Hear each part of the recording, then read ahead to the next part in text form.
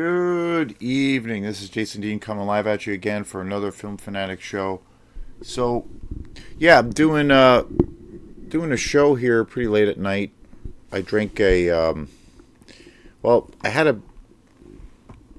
a big nap when I came home today, and then I fortunately drank some coffee, and so now I'm up for a little too long. So I figure why not be productive to for what it's worth.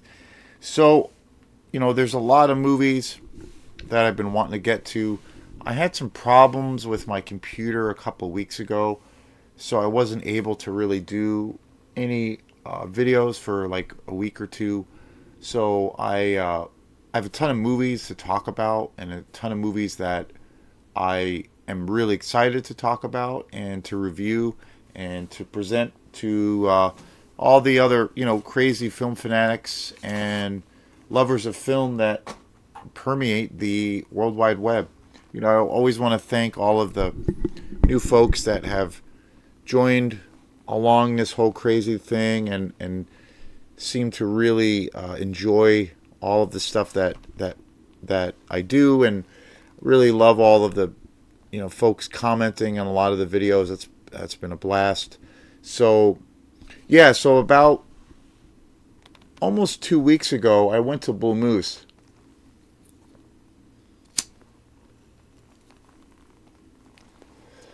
I hadn't been to Bull Moose in a few weeks. It was like getting done and finished with the Christmas season, and trying to save a little bit of money and those kinds of things. So I was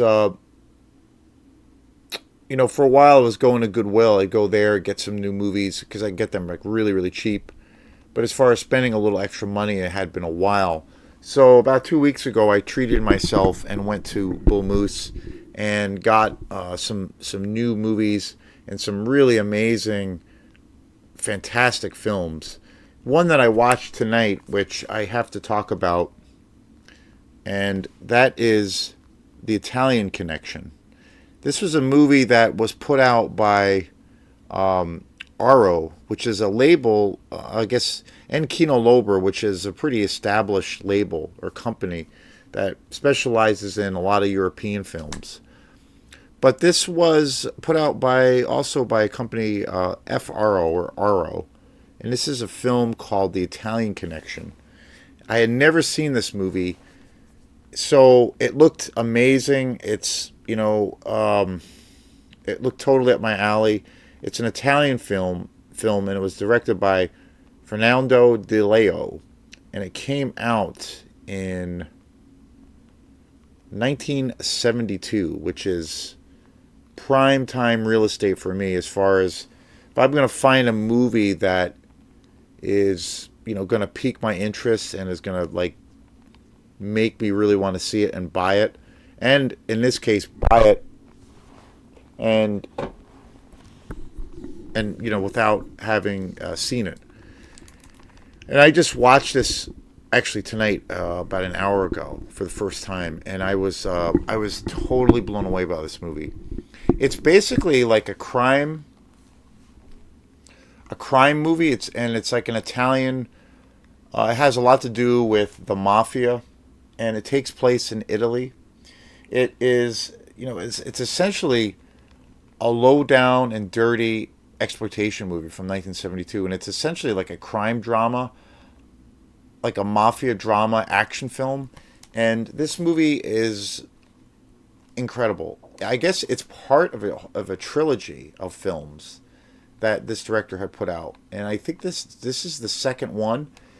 So and I think there's a third one. So when I was going to buy this, I was looking at it.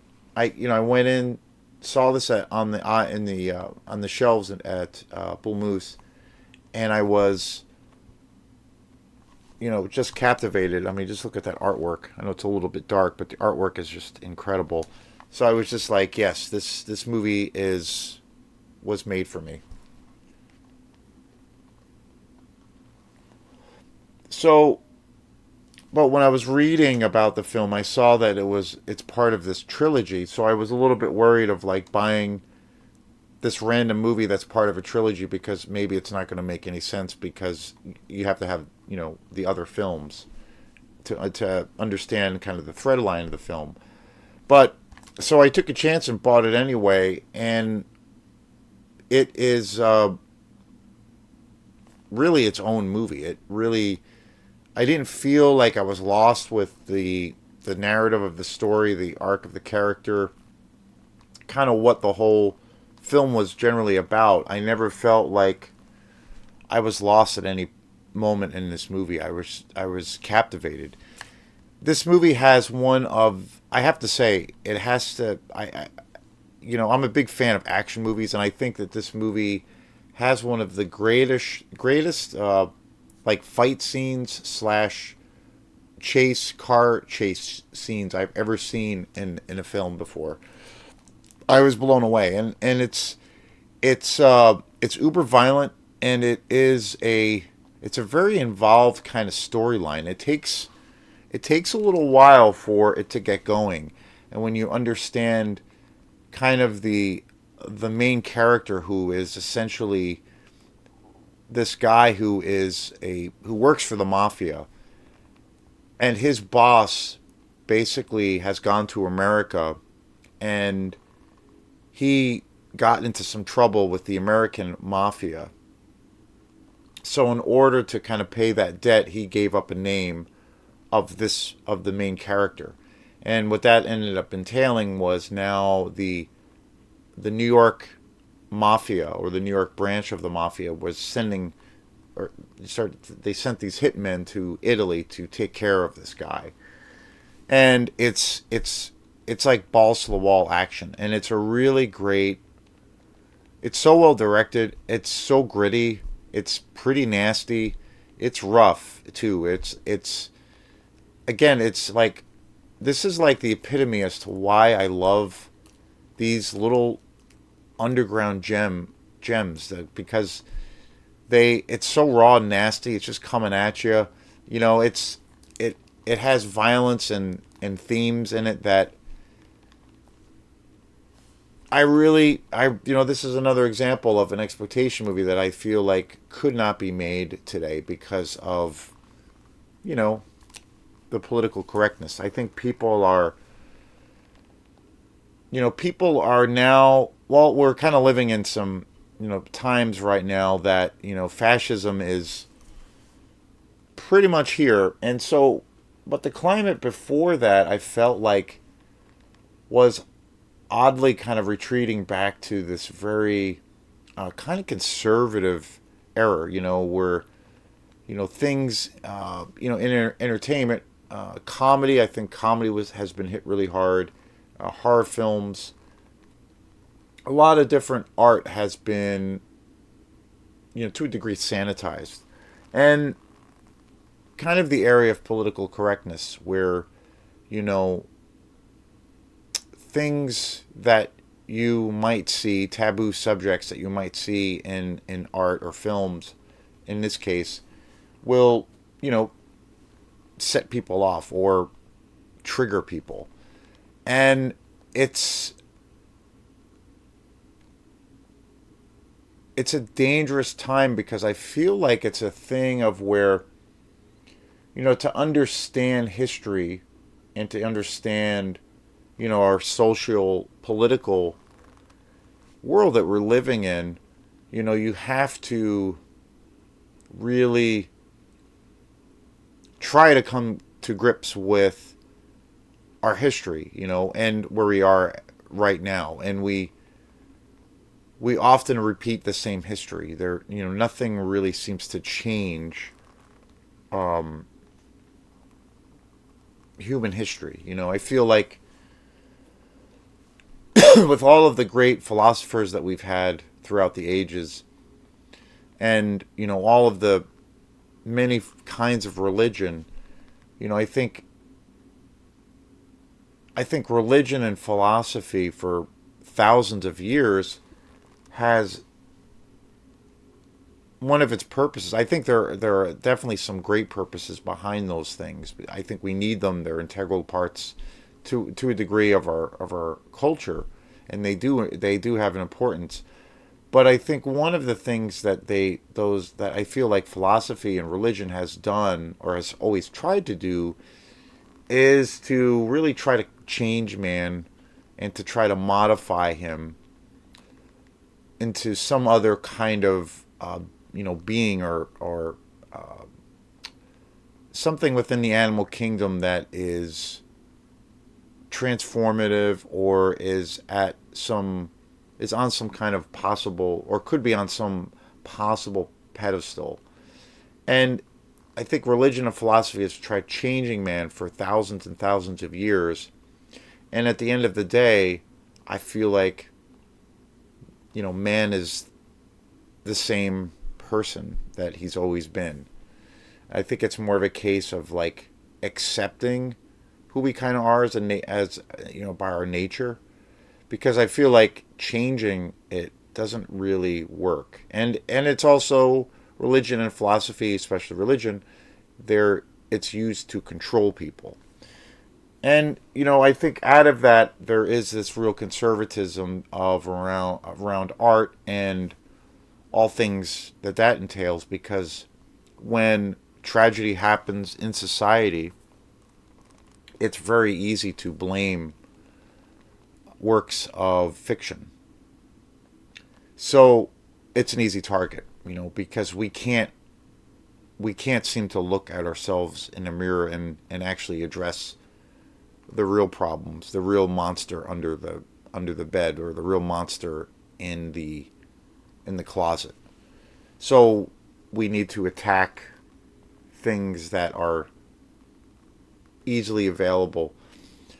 So again, going back to this incredible film, The Italian Connection, made in 1971, I do not think this movie could be made today because of the kind of the nature of the characters, the story. It's a brutal movie, but it's amazing, and it's that thing. And I've said many times before, like I guess about a year or two ago, I was on a podcast, and one of the guys, the guy Matthew Littlefield has a podcast, and he was asking me about, he knows I love all kinds of movies, and I talk about all kinds of movies on this channel.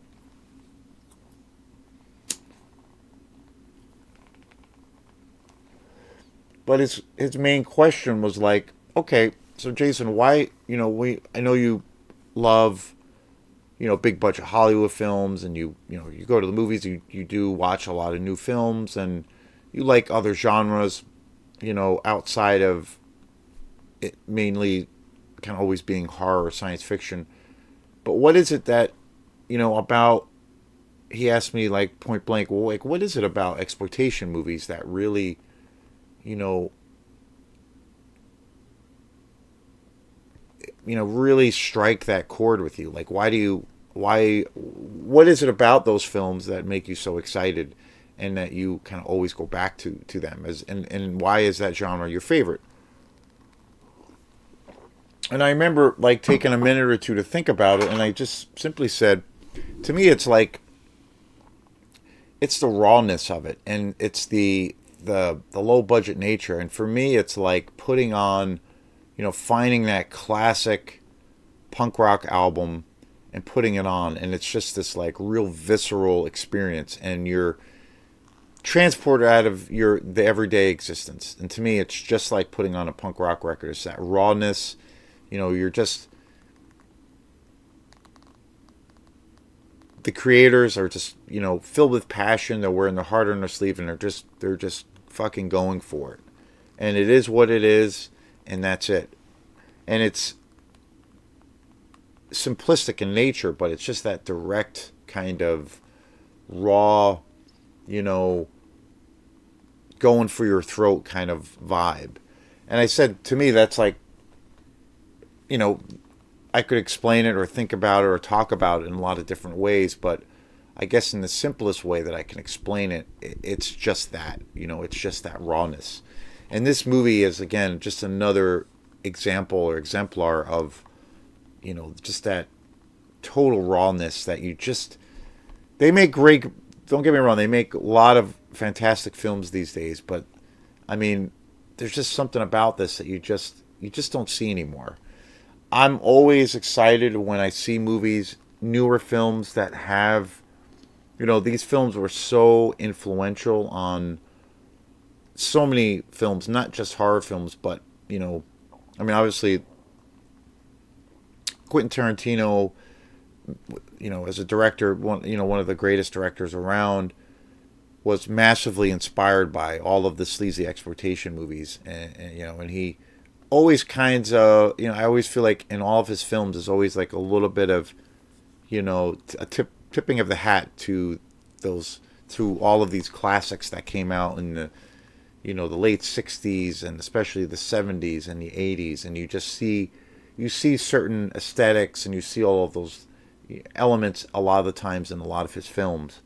So these movies have, really have had a tremendous influence on modern cinema.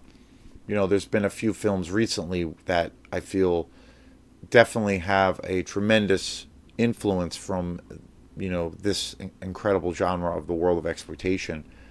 I think films like, well, Maxine, Ty West, the last film in the X trilogy. I mean, that's a pure, kind of a pure modern day exploitation movie and giallo film. And also, I think The Substance with Demi Moore. The last act of that film is just completely gonzo fucking crazy. And I feel like that movie was very much inspired by really low budget, kind of grimy exploitation horror films that came out in the 70s and 80s. So, and there's, I think a lot more examples of that. But I can't recommend this movie enough, The Italian Connection. It's just so, I have to say, it's probably one of the most badass movies I have seen in recent years. It's just, I mean, it's just so badass. It's just coming at you, and it's no holds barred. And like I said before, I think this film has one of the greatest action sequences and chase sequences I've ever seen in film history. It's just so badass, and I can't wait to see get more. I guess apparently there's two more other films that this is part of a trilogy, but this is a standalone film. Like, I literally have not seen the film. I think this is in the middle. This is the second film, and there's a third one and a first one, which I have never seen. And man, badass movie right here. So thanks again, everyone, and we will see you next time. Peace.